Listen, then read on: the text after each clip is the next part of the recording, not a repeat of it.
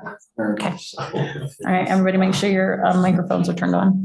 Gonna welcome everybody to the Planning Commission meeting for Thursday, November the 14th. And we're gonna start with the Pledge of Allegiance led by me. All rise. I pledge allegiance to the flag of the United States of America and to the republic for which it stands, one nation, under God, indivisible, with liberty and justice for all. Thank you. And to start the meeting, we're going to have some public comment. I don't know if there's going to be much public comment given the agenda items that we have this evening, but I'm going to go ahead and open it up. Paul's got a stack of paper. Yeah. Individuals can speak for 3 minutes or less. We will not respond as a commission. And please just remember to state your name and the city with which you reside. The time is now yours. Full house. All right, then I'm gonna ask, or actually I just close the public hearing. No, it's Or not. public, it's just public comment. So public just comments. moving on to the next item, our consent agenda from our October 10th, 2024 meeting minutes. Did any of the commission have any comments, questions? Anything they wanted to remark? I only had one very little one on the last page, page 8 of 8 of the meeting minutes. At the very top paragraph where it says Mr. Lance, can we just add in Evans? So we have a last name referenced. And that was it. That way people are like, I want to talk to Mr. Lance. We don't have a Mr. Lance. And then that was it. So I'll ask for a roll call vote for all in favor of that with the noted changes. Aye. Abstain. Yes. And a yes. And moving on to the bulk of our meeting tonight, we're going to have some professional development with the PC and a training session, and it's going to be presented by Jamie Blakesley, our city's attorney.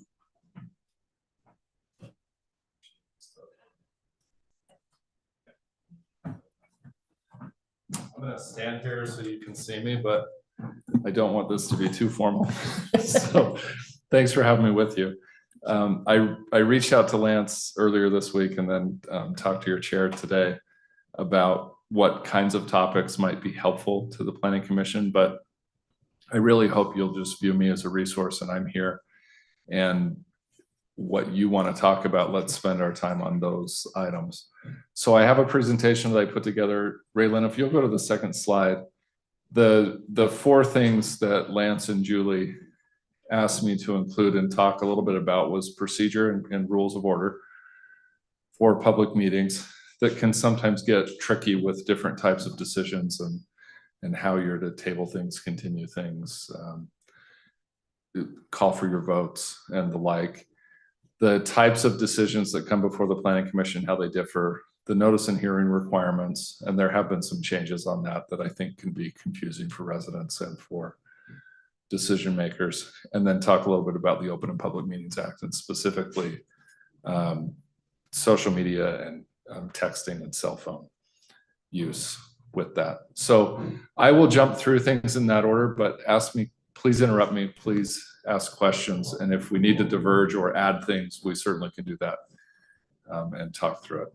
So Raylan, will you advance 2 slides? We'll start with rules of order. I'm not going to read every line here, but the rules of order, there's a big fat book that has existed for centuries that's called Robert's Rules of Order that any parliamentary body uses. And most public bodies in Utah follow Robert's rules as a guide. They're not formally adopted unless you have bylaws that point to them directly. But the meeting is governed really by 2 things: your agenda that's published. You can't meet without it, and that is your guide for the items that you're able to act on. If it's not on your agenda, then you can't make a decision about that topic or that item. And I advise probably not to spend a lot of time on things unless they're on your agenda. Other than that, the chair leads the meeting, and it's her prerogative, the amount of time that you spend on a lot of things, how you handle the order of voting, the order of discussion, and Robert's Rules provides a guide. So with Robert's Rules, as you know, for every action you take, you'll have a motion You'll have somebody make a second on that motion. After there's a second, that's the point in time when all of you would discuss the merits for and against what's on the table, and then you would have an up or down vote. There are certain actions you'll take that'll require a roll call vote, one by one. When you're making recommendations on ordinances usually will require a roll call vote. Resolutions would require a roll call vote. Most everything else you can do by all in favor, all against. And then the chair at the end of that vote will note what the action is that was taken. So the motion passed, motion failed. You may indicate you'll just want it on the record what the decision was. Raylan, will you go to the next slide? Again, you have 5 people on your body, so 3 yes votes are required to pass any item. If you do ever have to go into a closed session, you need a 2/3 vote, so that's 4, not 3. Most every other decision that you'll make will be by simple majority. When would be a case that we would ever go, like as a planning commission, into a closed session? There aren't very many circumstances. Okay. I suppose the city council could ask your decision or for your advice on the disposition of property. And if that involves a zoning decision, then you could perhaps go into closed session so you can discuss that.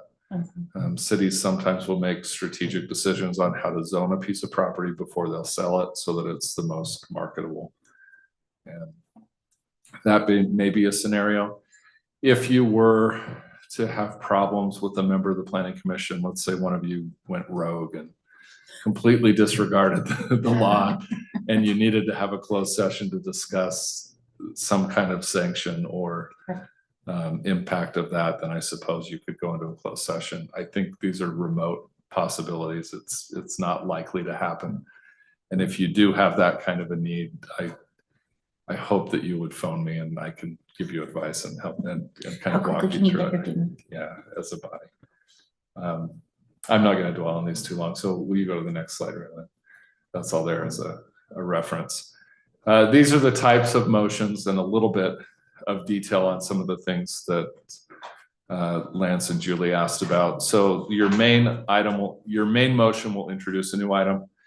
If you can have a subsidiary motion, so you could offer a friendly amendment, you could offer a substitute motion. That's not going to happen very often, but it can happen from time to time.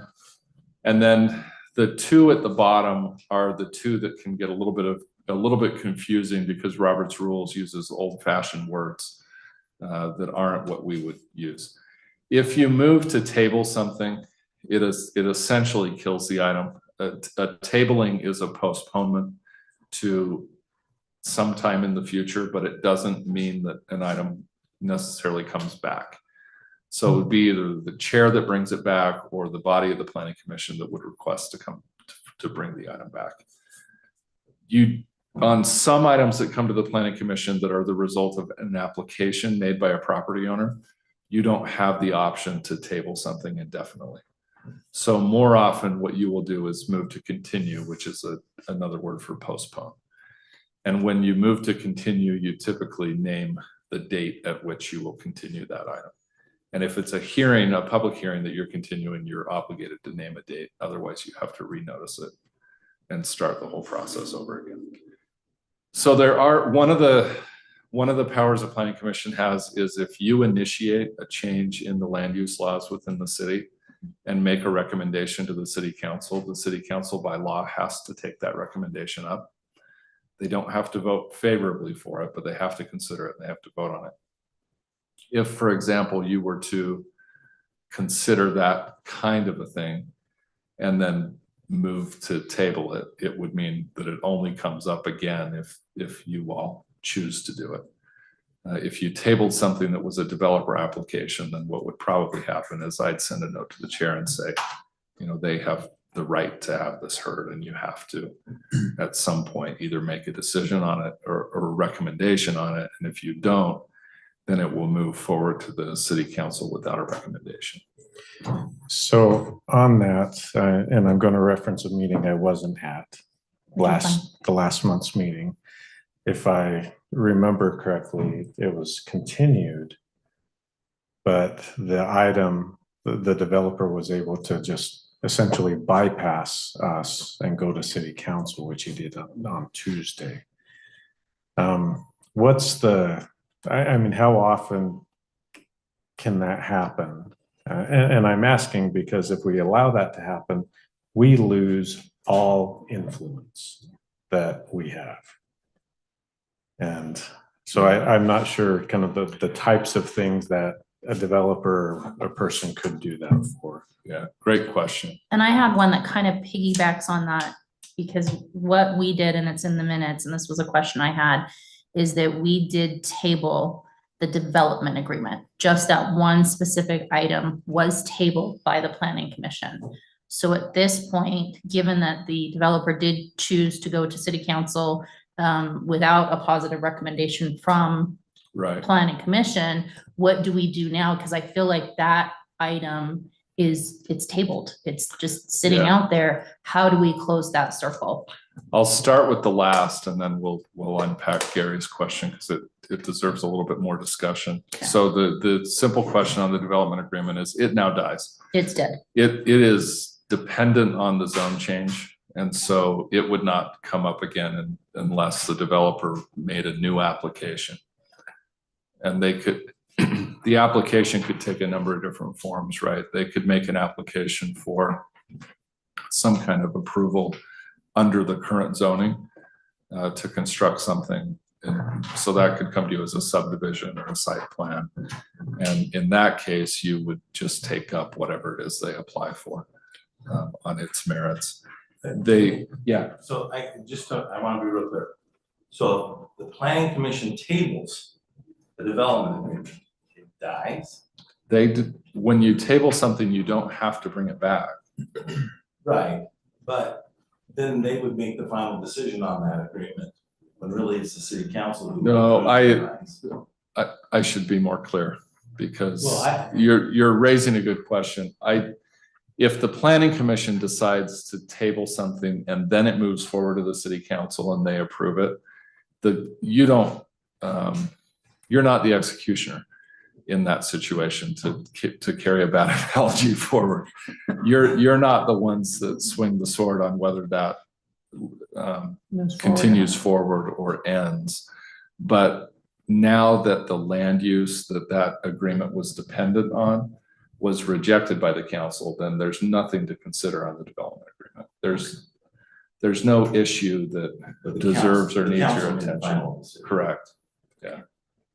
So that's a good point. And it doesn't leave us as a planning commission needing to bring back that item for discussion and officially Correct. recommending for, non-approval. Now, to Gary's point, and we'll talk about this later in the presentation, but now's a perfect time. And I'll just leave the slides there as a resource for you. There are three different types of land use decisions that come to cities. You'll have your administrative approvals, you'll have legislative items, and then you may from time to time have quasi judicial things if somebody's seeking a variance or if they're seeking an adjudication of a land use decision, if they appeal a decision that's made by the city. On some administrative actions, you will be the deciding body. Once it goes to you and you make your decision, it's final and it moves forward. There's some of those items where staff is the deciding body, and there's some where the city council is the deciding body. Commercial conditional use permits under your code go to the council, and that would be an administrative decision. Anytime it's a legislative decision, and the matter that went to the council this week was in this category, your influence is as an advisory body to the city council. So you bring your perspectives, your knowledge of the community, your, perhaps your professional knowledge or background, your studying of what's put forward by the applicant, comparing it to the code, looking at the site, looking at what's planned, and then you make your recommendation. And on a matter that includes change in the land use ordinance, your recommendation can be based on policy preferences, right? So if you just don't like it for whatever reasons you can articulate, that's enough and you can forward that to the council with your recommendation. If you decide to table something and there's a chance the council might have to make an approval or a decision on that, if you don't make a recommendation, then it goes forward without your voice. And so you would miss out on that opportunity.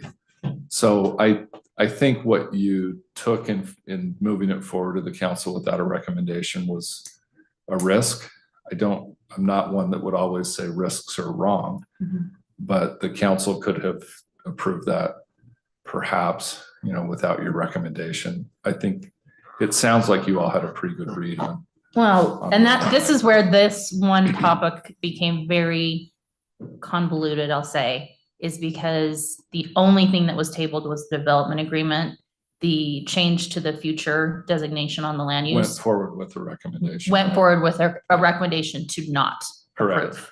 And the other items that were up, the rezone and everything else, also was not recommended for approval. So those items did have our voice carried forward, I guess. It's just that tabling of the development agreement. And to be honest, I don't know why we tabled it. Well, and that's what I was gonna But- ask, and this will just come with knowledge, if we know in advance, or if I understand that this one's still could go through, or if we deny this one, it won't go through, kind of knowing, because I don't think we knew when we tabled it, that it could still go around, Mhm. right? So if we knew Yeah. that, we would have maybe made a different decision. Yeah. So. So for future reference, you could do that. Now, I'll confess, I made a similar read to you all, because when you have a city council packet and you're preparing materials to brief the council and to be prepared to talk on things, I had a pretty good sense that the land use decision was not going to go the direction of the applicant. Mhm. And so there was no point in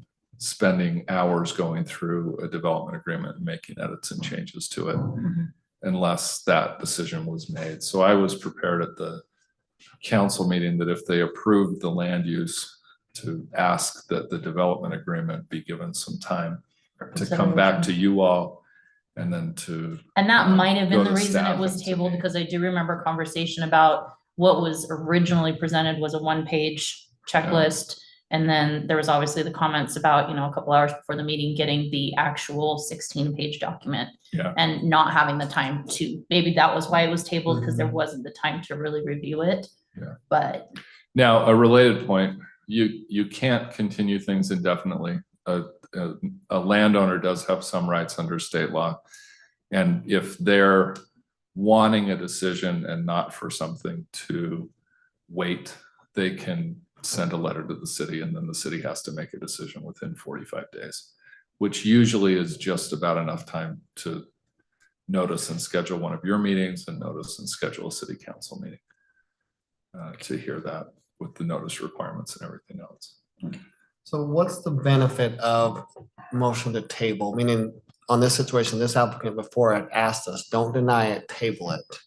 I mean, what's the? I think sometimes you're going to get an applicant that may be inartful in how they talk about Robert's rules. Okay, I suspect by table, they meant move it to a future meeting, okay. right? That they want to keep their application alive and try to provide you information that would persuade you to give a different recommendation than what you did. Okay. And I suspect by table, they meant move it to a future meeting. Yeah. Again, Robert's rules uses old English words instead of what we're Current used to, but Okay. yeah. We just table it and get it back later. That's what people think. Right. So, okay. Raylan, will you jump to the next? I don't think we need to spend much time on this. We go to the next one. Let's talk on this really quickly. We brushed on this at the beginning, but when you have ordinances that come before you, this is less important for you than as it is for the city council, but I do think it's a good practice on ordinances and resolutions, anything that would formally obligate the city or create a law to do that vote by roll call. And on anything else, you can just do a simple yes or no. All in favor, yes, all against, no. You'll see some people say yay or nay or aye. Again, old words that carried forward from formal bodies that would use them. I know talking to city recorders, that those are sometimes hard to pick up, yes or no's or not, because they're so different. So I always prefer yes or no, just because it makes it easier on whoever's keeping minutes for the meeting. All right, let's jump ahead and we'll move into the different types of decisions. Will you go 3 slides ahead? I touched on this a little bit during the city council meeting, but Utah is a state that has a really heavy emphasis in state code on private land rights and the rights of private landowners to seek land use changes to their property and then to control to some degree the development of their property. But they do give authority to cities to legislate land use. We go to the next slide.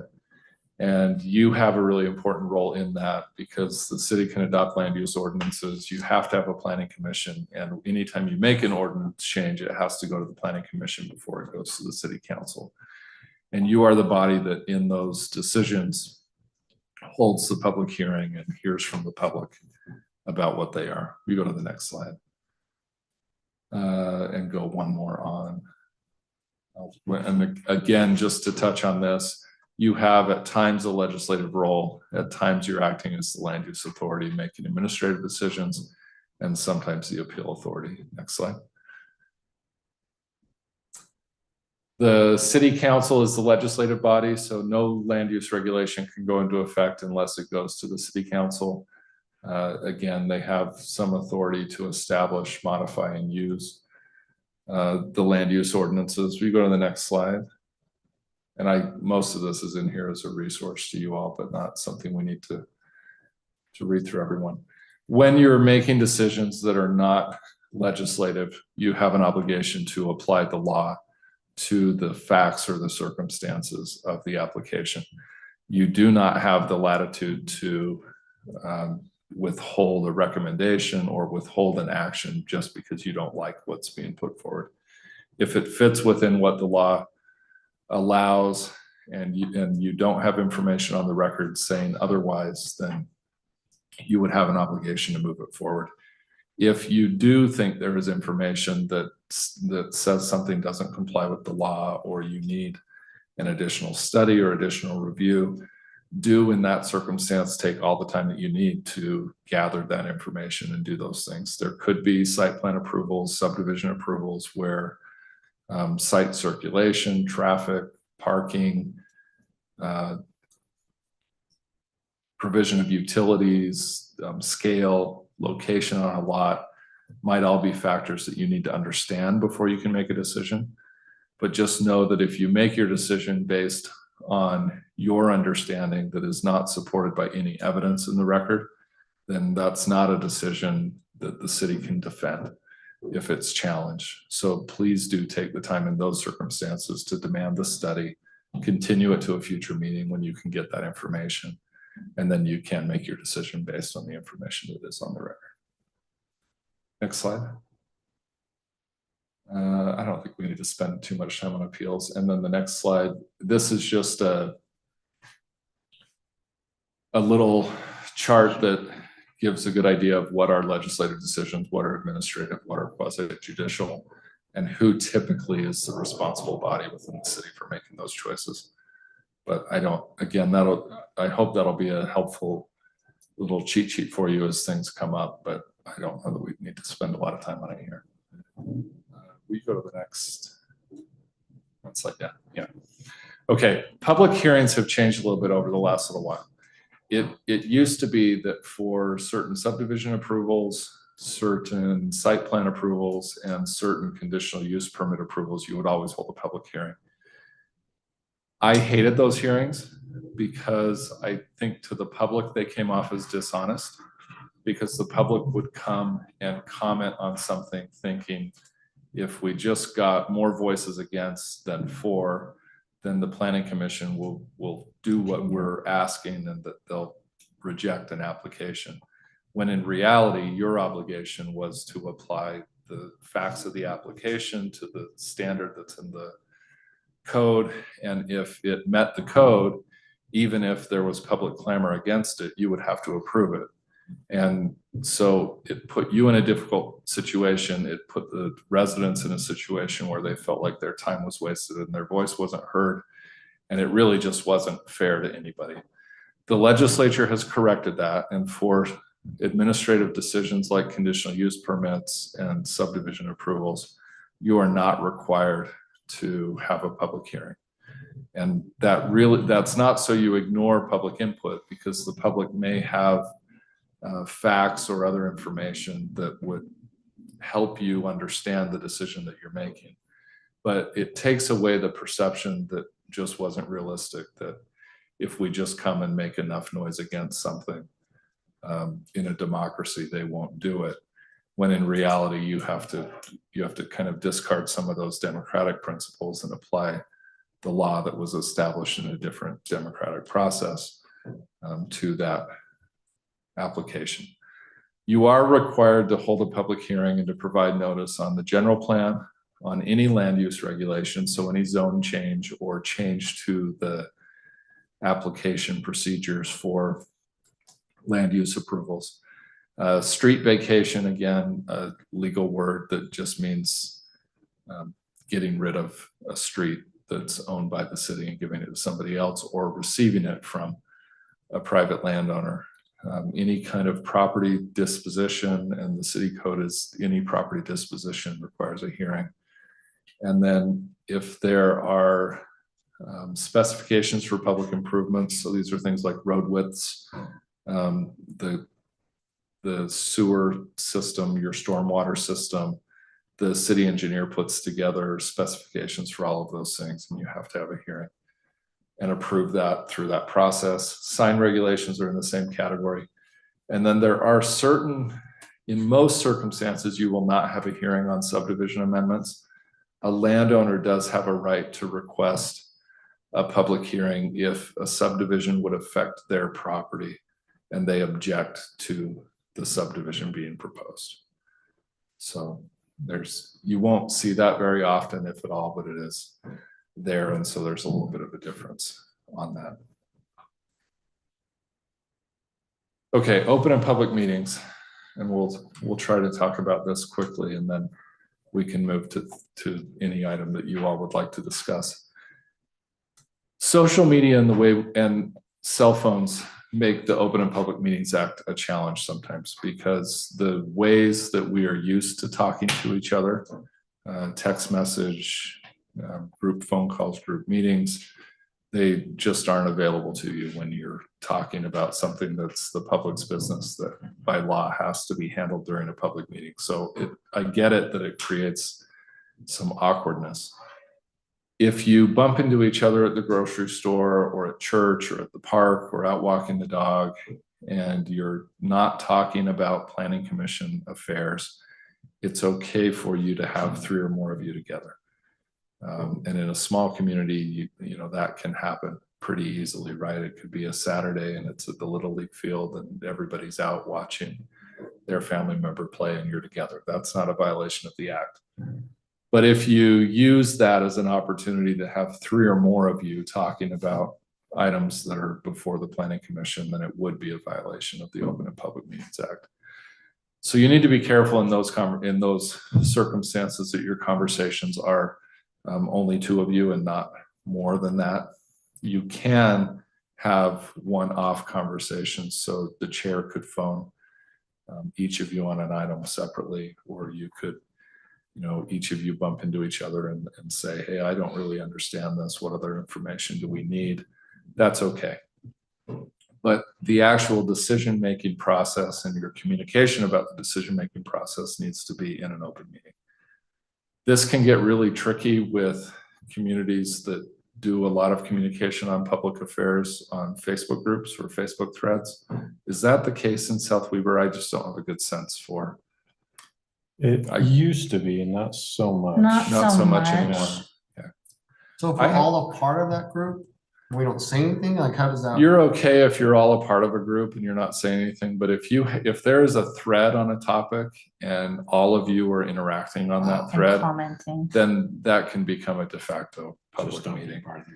And Well, so become we an have issue. like a West End Facebook group, or whatever, right, that I'm on, but Well, and there's South Weaver neighborhood groups. Yes, that's what I'm There's saying. lots of different groups out there that, and it's not necessarily commissioners bringing up topics. It's people in the community mentioning something. I saw this. Do you know what this is about? People commenting. And I will admit, I've gone in and corrected some people before because I was like, that's not right. That's not correct. Yeah. But it's not as a commission discussing anything. You had said something very important about discussing something that's on an agenda. What happens with discussions about something that's happened previously that is no longer a current agenda item? Do the same rules still apply? I would, that's a good question. Things have a way of coming back. And so I would be careful about that. Just be careful. Yeah. Okay. Just because something, take this week with the application, it was rejected.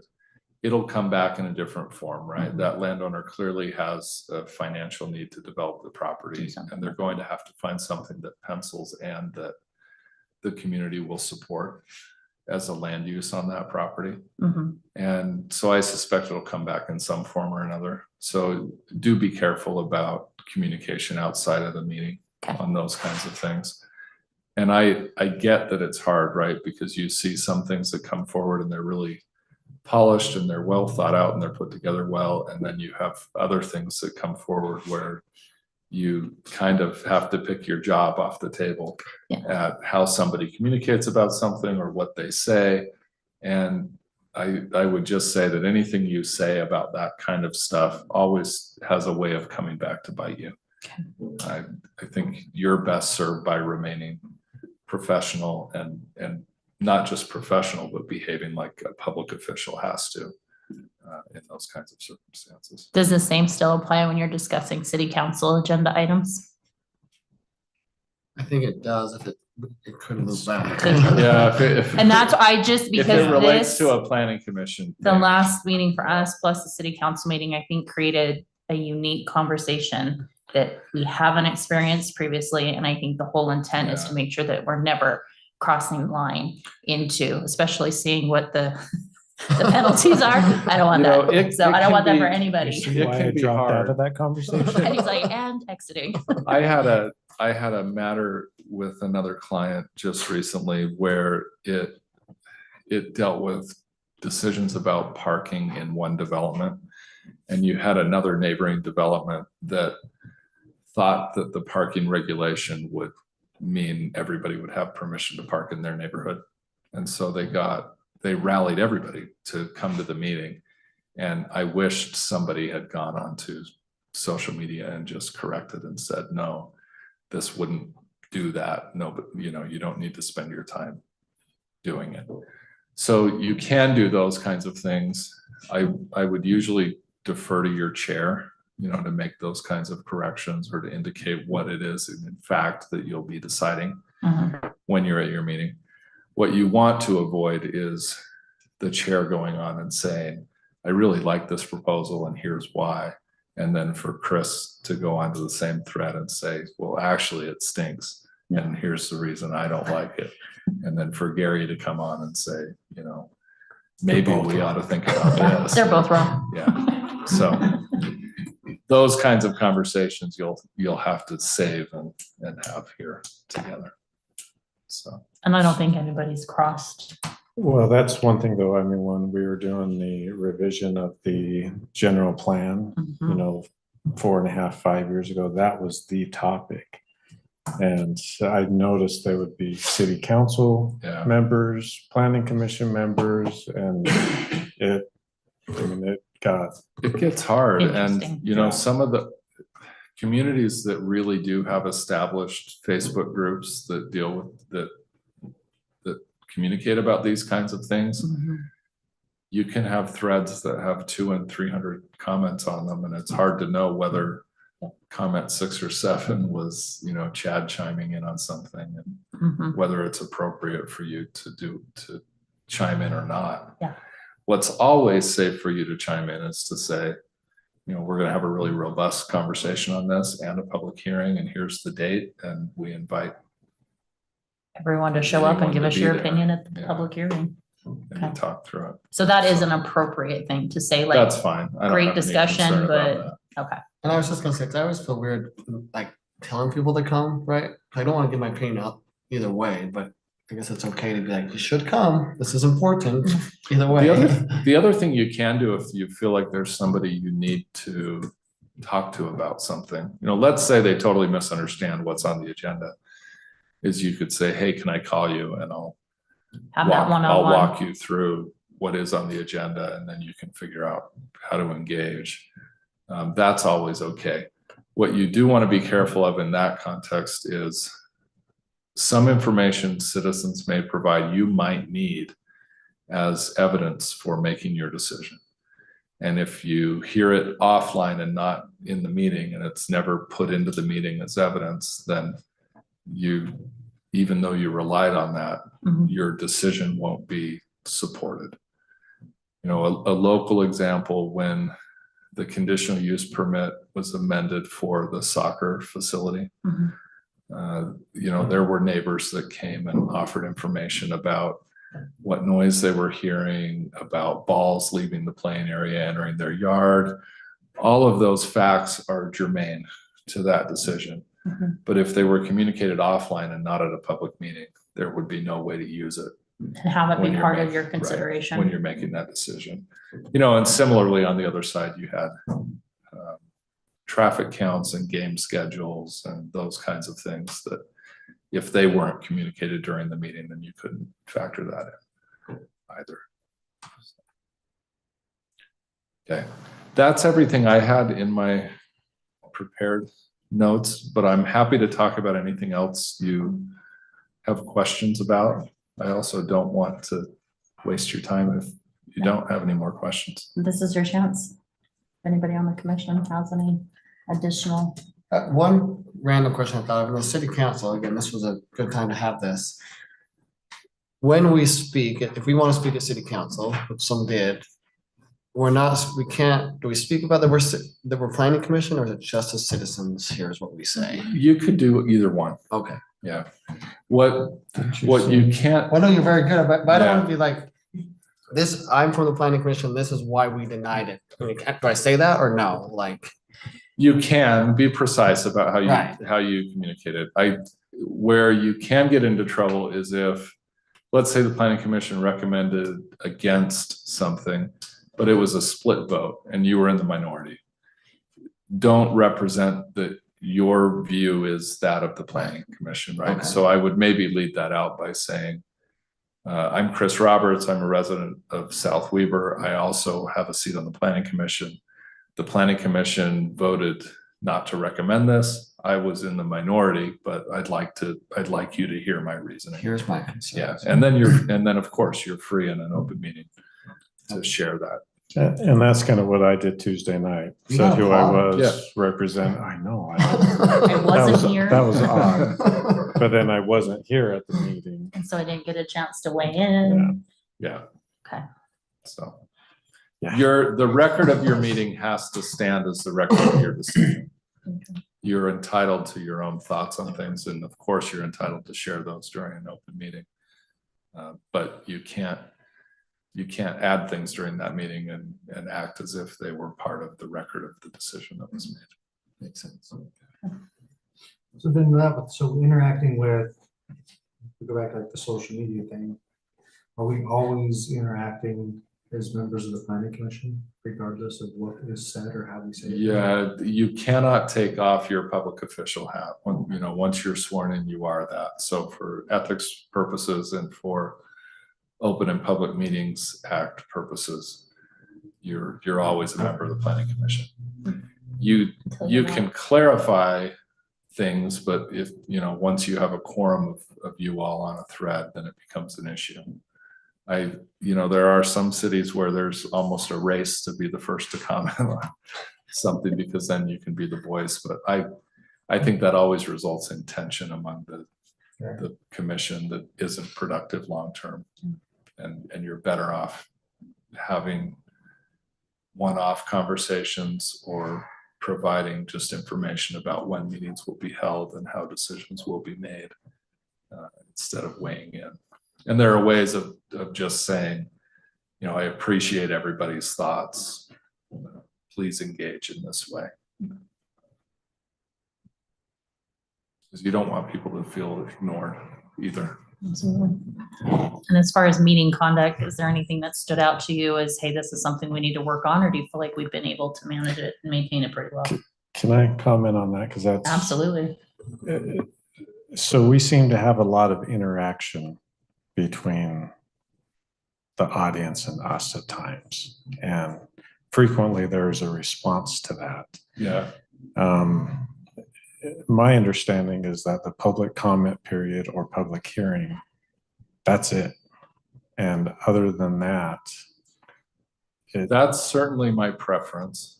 You are not prohibited from engaging with the public legally, but I think it is a bad practice if it becomes a dialogue during your meetings. Mhm.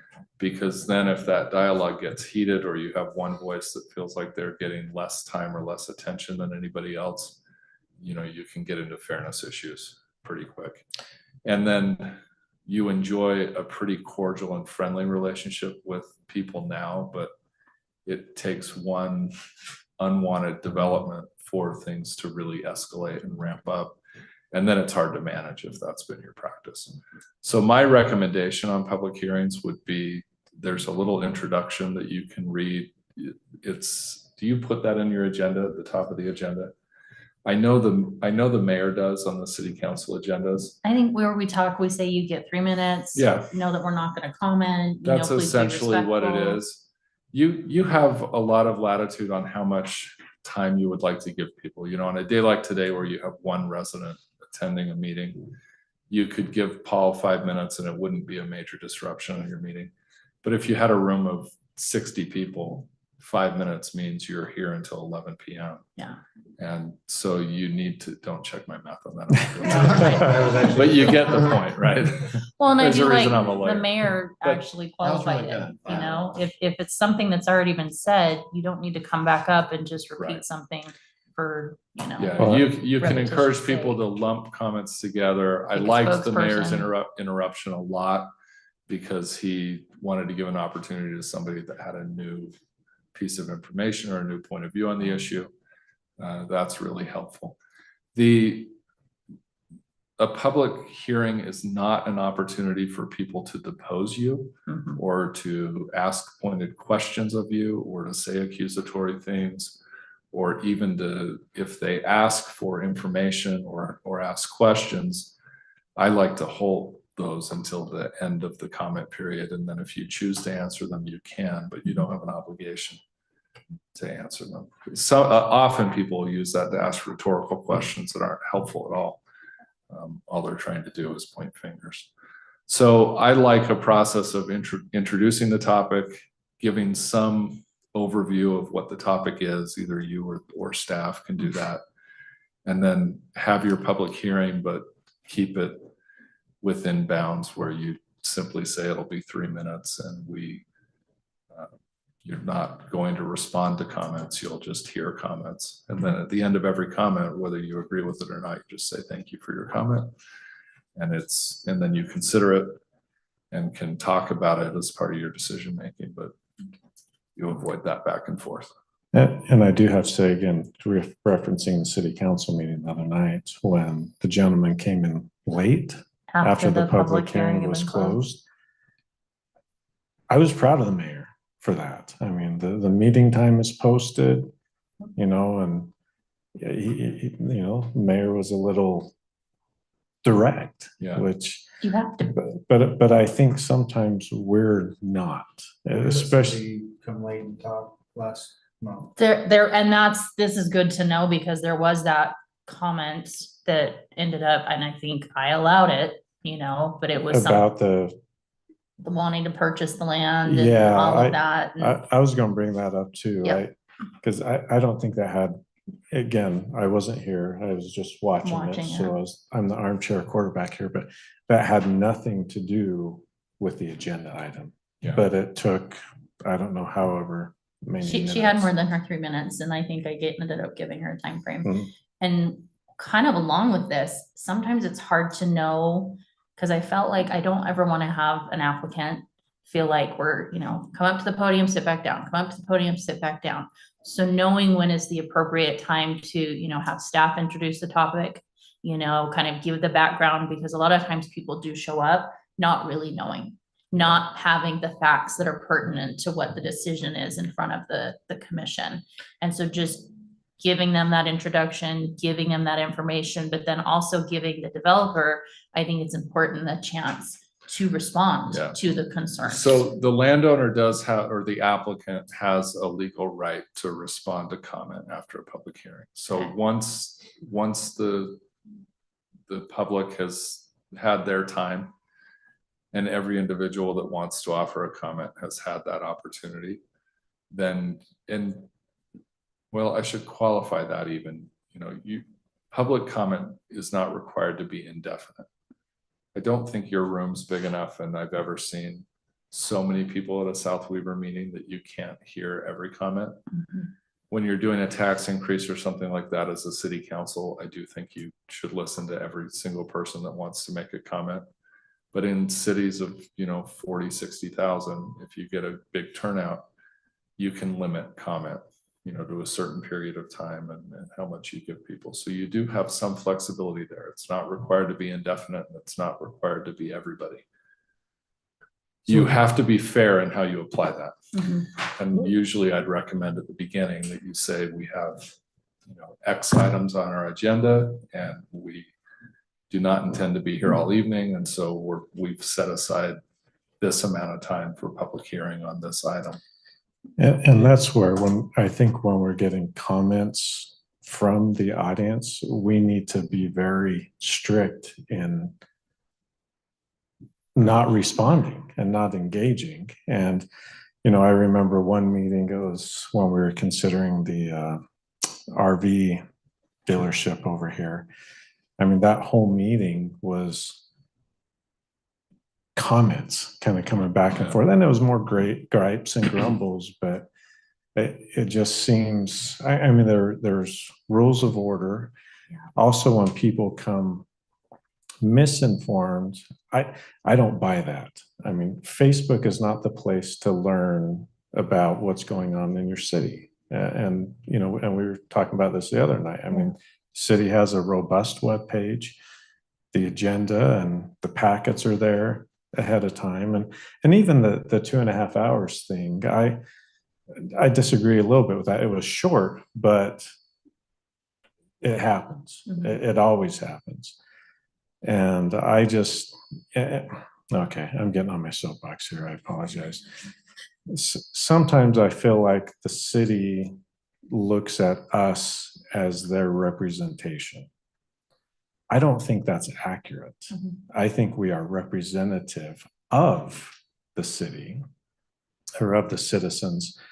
But really, our job, as I understand it, is really a review and recommend based on the code. And the vast majority of things that come before us, regardless if it's the stupidest idea in the world, if it meets code, we have to approve it, or recommend approval, I should say. There's very little that we actually approve. But that's been, one of my pet peeves being on this commission the last 5 years. And it has gotten much, much, much better, I have to say. But there was a tremendous amount of disrespect and anger thrown, and this was back in the general plan days. And Your scars. yeah, Your as battle I scars. said the other night, they're still there. And so, when I start hearing grumbles, I like, okay, where is this going? And I just think people need to be civil. People need to understand the rules. And I think we can help by explaining those and also by enforcing it. You mentioned something about the packet, and that was something that I've kind of been thinking. I know on a couple different items that have come before Planning Commission, obviously Lance Evans gets a lot of documents, files, renderings, before an item comes to Planning Commission that may not necessarily make it into the packet that we then see as a commission. And I can recall on at least 2 occasions where we had the developer coming up to the, guys. And showing, you know, plats and things like that. And just, I do feel like I take a lot of personal time to make sure that I've reviewed everything that's been included in a packet, you know, and just having that complete information being available to public as well as commissioners with sufficient time for review is important to me. You know, and I don't know what the rules are in terms of what the citizens need to have in terms of a notice, especially when there is a public hearing. I think the more complete we can be as a city in giving them that information with sufficient time, I think it will help. You know, maybe with some of those discussions and comments happening, maybe not. People don't read the But- packet. Well, I hate to these, say it, these they are don't all read good it, except for points. Paul. And- Paul reads the packet. And correct points. There's a sweet spot on packet formation. Mhm. What I've found is city councils, planning commissions that publish things 7 days out. Often there are adjustments or changes, and then it gets Amendments. really hard to know, do I send out a supplement? Do I keep it and then present it during the meeting? So I've always felt that's probably too much notice, because it's just, you have to recognize the reality of things change. Is there a The rule law for the is timing? the law is 24 hours 24 for your meeting hours. packet. Your notice for certain topics is 10 days. But that 10, and some things are a little bit longer than that even, but your 10-day notice isn't the full packet of information. It's notice of the action that you'll be considering The at the agenda. hearing, so that people know to come. The 24 hours on a packet, I also think, is a little bit too short for some things, especially if you have a really large agenda item with a lot of information. Mhm. So you're gonna wanna find something between that 7 and 10 days that gives the public enough information to digest information if they want to read it and to arrive prepared, Mhm. but not so far out that you're gonna have to change it and supplement it and amend it in a way that's confusing. You want your decisions to be clear to the public and for them Absolutely. to have enough information to provide you meaningful comment on things. So you'll have to just work and try to figure out what that sweet spot is. And that's what I wanted to ask, because, I mean, these applications, they're constantly evolving, right? It comes in, we give them feedback, they change it once, they change it, you know, there's just a constant change in some of them don't change at all, but. And like, you know, just it's, oh my gosh, if you're gonna recommend denial or staff brings up something in the staff report that just went out a few days earlier. Yeah. Now they've prepared a response to that, we still have to have a meeting. And I guess I would say, you guys need to feel confident that, yes, you understand the issues, and if you don't, then you continue. Right. Yeah. And clearly, if you don't have enough information to make a decision, you can continue it. Unless they pull the cord and say, we want a decision within 45 days, Mhm. you always have the option of continuing to get more information. But it's perfectly fine for them to come, like you said, and they can just sit up there and present whatever we didn't fully understand. Yes. Like, just like that one Yeah. did go, that really was sufficient as far as timing and everything that went down, Yeah. that if we could have just listened, and, I mean, we did. Mhm. And, Yeah. but I think it was just like that last month. I mean, the 2 years I've done this, that was like the only time that's ever happened, where it came so last minute that it just like, Yeah. it like threw me off, like. Yeah, well, and part of it, we all have jobs, like, we're not just For planning sure. You're commissioners for, volunteers. you know. Yes. And that's an important consideration. You can sometimes have a whole slew of applications come in at the same time. Yeah. You know, I've seen cities where there's an election and a pending change in council, and developers panic thinking they're not going to get as favorable a decision from the new council as what they would get from the current council. And so from October to December, you get what feels like 1,000 applications to be considered. You can say that's too much, and we need to Dial it spread out the decisions so that you can make good choices Okay. as a group. There was a question that we didn't get to about public hearings and the applicant's ability to speak. Mhm. You can choose to have them speak in two places. You can lean on them a little bit to do some of the presenting Mhm. of what the proposal is and what they're putting forward. And especially on, larger multi-phase developments, I think that can be helpful for them to present it and not staff. And there's two reasons it can be helpful. They'll have more intimate knowledge of things and more familiarity than almost anybody else. And the other reason I think it can be helpful is, and we saw this with the matter that was before the city council, there can be a perception that because it's on the agenda, the city wants it to happen. And that's not always the case. You sometimes have to put something on an agenda because you've received a complete application and it's moving through the process, and the process demands that you hear it, consider it, and make a decision. And the public impression that you favor something, you can temper that a little bit by having the applicant provide some of the information and making clear that it's an application that you have an obligation to consider, not an application that you necessarily want or like. Mhm. Is it usually appropriate to do it after you've had the public comment? You always have to allow them to speak after the public comment. Okay. So that 100% of the time, whether you have them present at the beginning is just a judgment call. But a couple of things I would think of are the complexity of the development. And it also depends a little bit on the developer, whether I would let them present. There are some developers that are really bad presenters and are not respectful of time. We've seen a few of those. And I don't like having those kind of developers present at the beginning. They can respond to comments at the end, but if they're going to spend 45 minutes going Do you through give things them that you've read, A time can parameter as give well? them I'm time. gonna give you 10 minutes, for sure. or the chair would give 10 minutes or a time frame to say, hey, Yes. here's kind of your chance to present your case.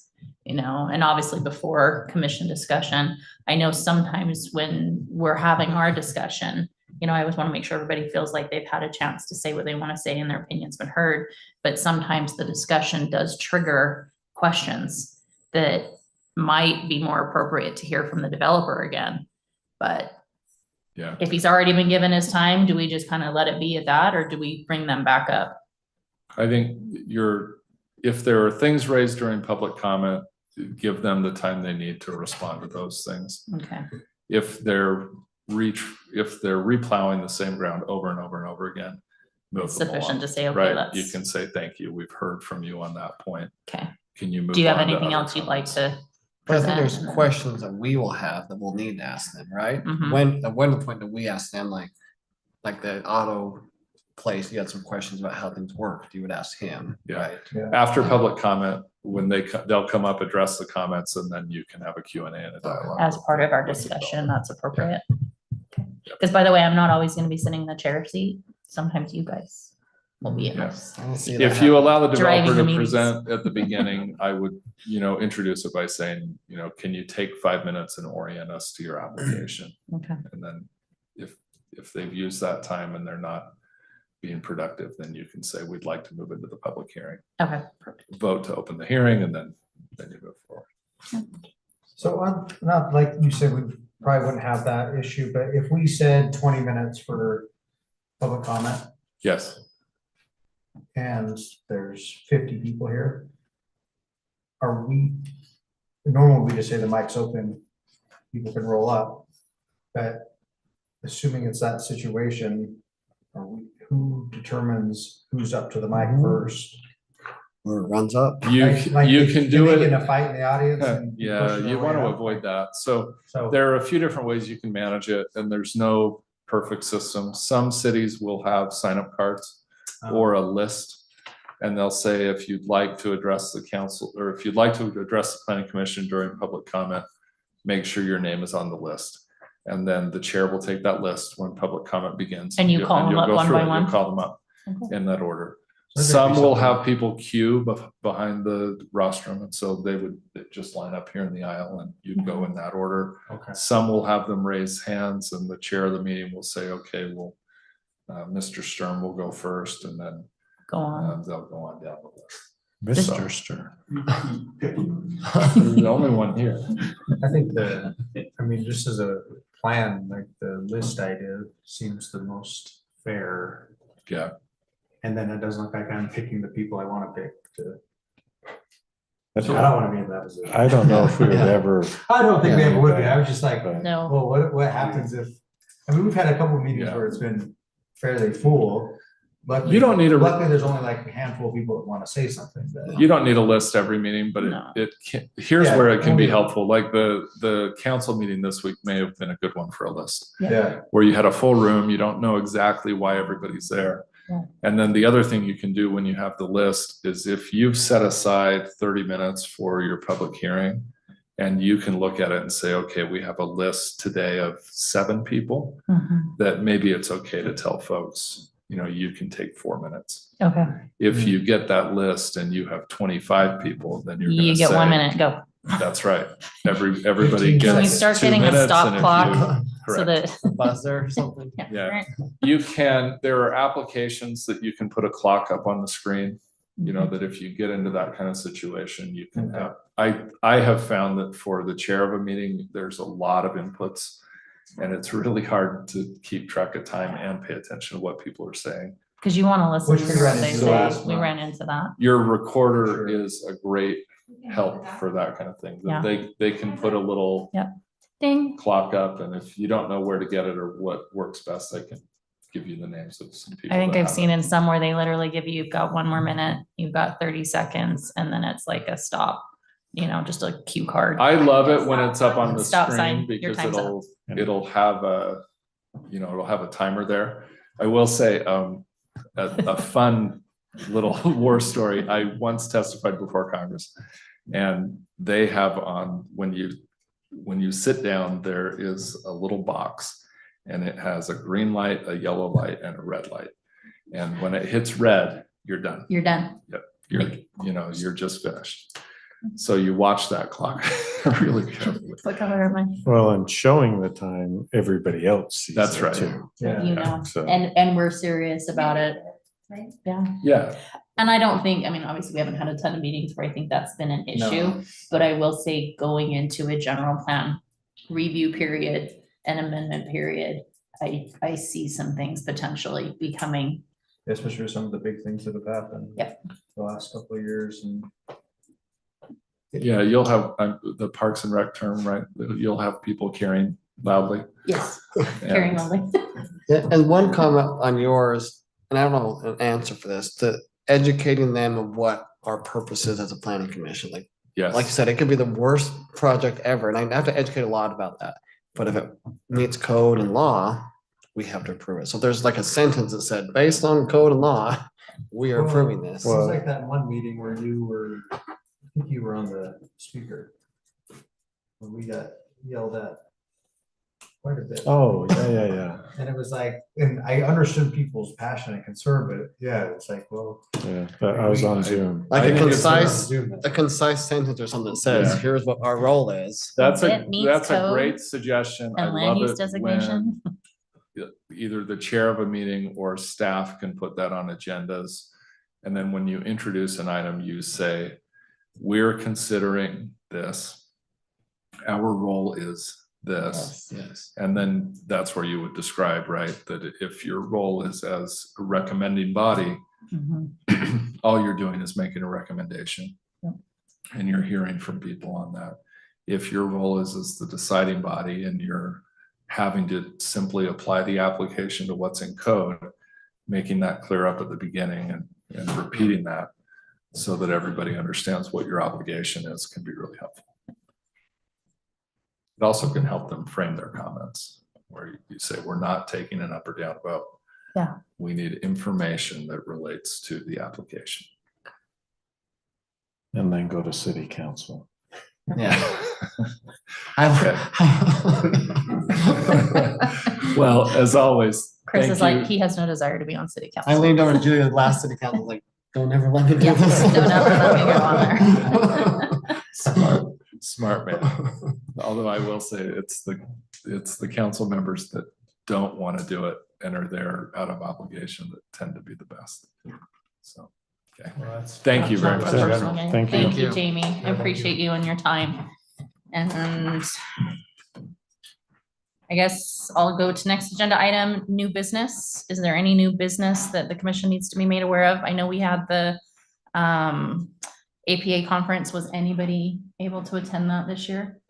I unfortunately was not. Did you go? Okay, was there anything that you feel as a commission? No, it was a good conference. Okay. I just couldn't go to the Thursday, but I did come out on Friday and it was good. Okay, So, anything happening that's gonna affect South Weaver specifically? I mean, there's a lot of state legislature is always doing things. Mhm. Gravel pits are a big issue, and there's several working groups going on that ordinance, proposed laws. So the city's got a lot of things going on, different code elements and working with the League of Cities and Towns to, put our best foot forward as local governments. So I know there there's was a tons of survey, people trying to right, do that went out for cities or across, I think, the county, maybe multiple counties, That's a- specific to gravel pits. Do we that's a know Couple months a ago. couple months Oh, ago? yeah, so this, the state legislature funded an engineering company to do an overall survey of those elements. Okay. Dave and city staff took that opportunity to put together a survey for South Weaver residents. Okay, Then the people sent a bunch of stuff in. did we get a lot of Oh, response? we got great data, Good. great information. Good. And we're able to put that in there, and the maps, we Did- all know, but the pictures of the amount of sand that is in people's, Fugitive dust, it's not just is dust. crazy. Did they get a lot of responses? You should have known the answer to that. Well, no, because I haven't seen any of the results from it. Anytime the city does a survey. I'm hoping that they got the response, because are we still, as a city, actively monitoring? I know that was something that Councilmember Quinn was really big on too, and I don't know if that's something that's been picked up, by the new council members or not. I see but Figure out the little stations. The little boxes That's and like the reading, I know that was something he kind of took on a lot of the groundwork and legwork That's all on. you have to do is I look don't at believe those this. storage units and apartments across the street and see that they're. I rented one grass is time, like it was 12 inches horrible. above the Yeah. sidewalk. That would So be those good. things That's are pretty tough. ongoing and Okay. we're working on that. We will have a meeting in December, actually, a few applications are gonna come in. Okay, Um, I heard from city council that there's a new developer, a new owner for the Gateway project. Yeah. Correct? And is that gonna be on our December? So he's working on his he submitted a preliminary plat application. The development agreement was approved That's the tonight Highmark. to. Okay. Yes, to be with that Stillwater Construction's company. Okay, And so we're reviewing the preliminary plat application. I don't think we will get that done in time for December. December, but it'll be January. Cause I know that is one that just, I will want a lot of the documentation and what's being presented. Cause I think this is now the 5th revision of what that, cause correct me if I'm wrong. Well, let's clarify. So this is a subdivision application. Yes. The development agreement outlined the density you can have. Mhm. Where now, is the pipe the right size, are the roads the right size? Those are the elements that we're. And nothing's changed, even though ownership has changed. Correct. What was approved in terms of the zoning still stands. Correct. Okay. And it's actually down to 57 units. Progress. Last Progress. iteration. 57, and it's still a mixed commercial townhome? 57 townhomes and then 2 acres of commercial up front.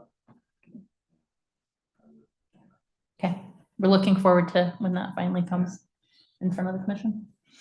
Okay, Civic Review is the city's online building permits.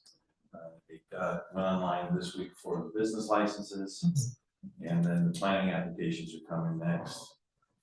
Or we'll have that opportunity, and that'll just hopefully streamline everything of, click a link, it goes to Civic Review, and then here's the application form, fill in your plans. is Civic Review the program, Civic Review is a company the program. company program? Okay. And that's on the website? And that's big, yes, for various parts, the building permit was the biggest one. Anyway, and that's taking a lot of staff time, but I think it's a better product and more more streamlined. We have good information.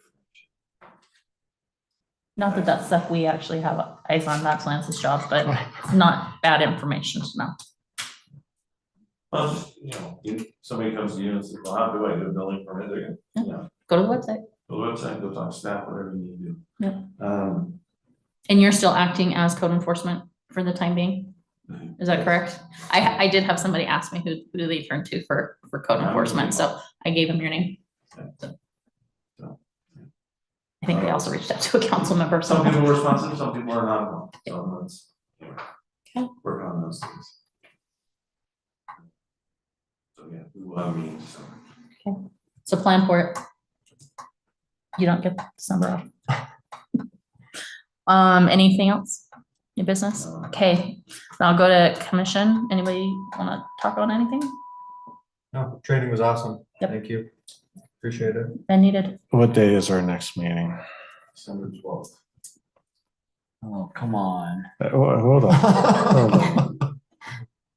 Okay, so beginning next year, and I told the mayor this, if I submit my application to come back, so if council approves, I have much more flexibility over my work schedule next year than I have had this year. Good. So I should be here in December, but just wanted to, because I've missed a few, except for my vacation last month, which I wasn't gonna wake up at 2 o'clock in the morning in Germany and join you. I don't blame you one bit. I was hoping you would have. Nope.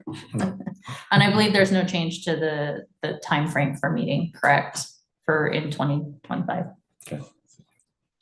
And do you start the general plan next year? Okay. The review process Yeah. begins. I'm not sure the exact timing on when that's gonna start. Have we even decided? Yeah, we're trying to get everything together and the civic review process and that type of thing is part of that. We've been kind of sharpening the saw, so to speak. So that those elements will go well. We go down staff for several months. Charlotte really is our new permanent technician and has jumped in and helped out and done a great job. So she's taking over those elements on this resident so that all this should be coming together and hopefully we can get to beginning. So one quick thing, if the city does a survey, one survey, not multiple, Not multiple. one. Because last time they did, I think 2, and And there was a lot of feedback. it was a nightmare. There's a lot of honestly. information. So one chance. I'm gonna get you some bubble wrap so that you can be a little more protected. this No, year. No? I'm getting a flak jacket. A flak jacket. What about one of those like suits that the guys that train the dogs, the police Yeah. dogs, the assault dogs? We'll get you one of those. Or like a bomb suit. Yeah, bomb suit, shield. Hopefully it won't be that bad.